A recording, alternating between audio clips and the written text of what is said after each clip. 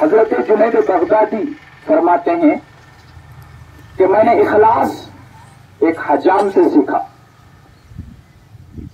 آپ فرماتے ہیں کہ جب میں 10-12 سال کی عمر کا تھا، مدرسے میں پڑھتا تھا، تو میرے بال اتنے لمبے لمبے ہو گئے تھے اور میری حجامت کرنے کے لیے میرے پاس پیسے نہیں تھے.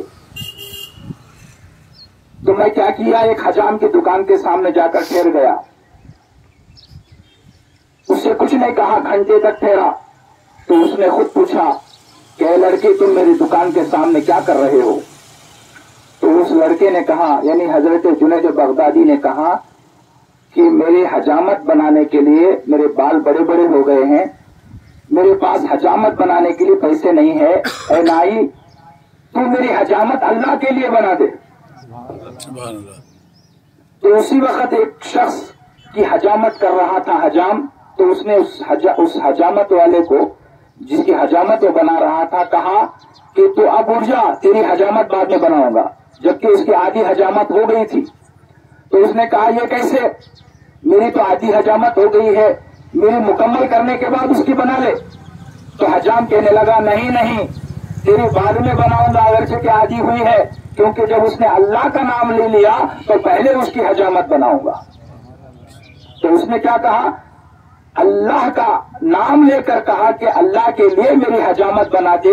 حجامت بنانے کے لیے میرے پاس پیسے نہیں ہیں. تو فوراً اس حجام نے اس کو بازو ہٹایا اور حضرت جنید بغدادی جو 10-12 سال کی عمر کے تھے اس وقت، تو آپ کو بٹھا کر بڑی عزت کے ساتھ آپ کے بال بنوائے، آپ کی حجامت کر کے آپ کو عزت کے ساتھ گھر بھیج دیا. آپ مدرسے گئے،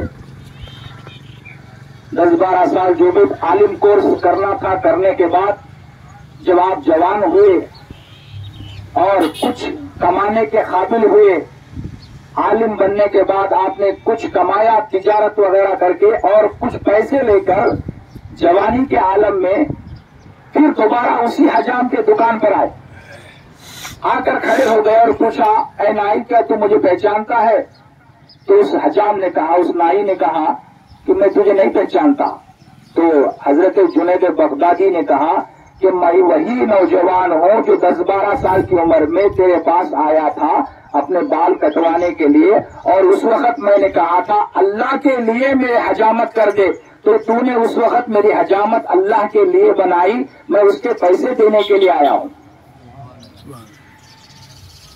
تو آپ فرماتے ہیں، جنید بغدادی فرماتے ہیں، میں نے اخلاص، یعنی کوئی بھی عبادت کرنا، کوئی بھی اچھا کام کرنا، کوئی بھی خدمت کرنا اللہ کے لیے ہو، یہ میں نے کس سے سیکھا؟ حجام سے سیکھا. آپ فرماتے ہیں، آپ کا قول ہے یہ. تو جیسے ہی آپ نے کہا میں پیسے دینے کے لیے آیا ہوں، تو اس حجام نے کہا، اے لڑکے، اے نوجوان، تو نے کیا کہا تھا کہ اللہ کے لیے میری حجامت بنانا. تو جب آپ نے یہ کہا تھا تو میں نے آپ کی حجامت اللہ کے لیے بنائی ہے، پیسوں کے لیے نہیں بنائی ہے. تو اللہ کے لیے بنانے میں اور یہ پیسے بیچ میں کہاں سے آ گئے؟ آپ آئے، اللہ کا نام لیا، میں نے اللہ کے لیے حجامت کر دی، تو درمیان میں پیسے کہاں سے آ گئے؟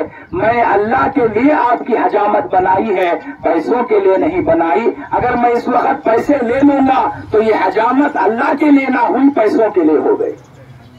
تو آپ کو پیسوں کے ساتھ اس نے واپس بھیج دیا، آپ سے پیسے نہیں لیے.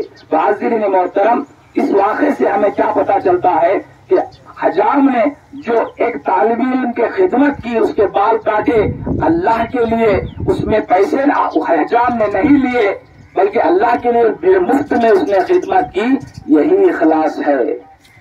آپ کوئی بھی عبادت کرو اللہ کے لیے، آپ حج کرو اللہ کے لیے، آپ قربانی دو اللہ کے لیے، آپ نماز پڑھو اللہ کے لیے، آپ قرآن کی تلاوت کرو اللہ کے لیے، آپ ذکر و اذکار کرو اللہ کے لیے. ساری عبادتیں کس کے لیے کرنا ہے؟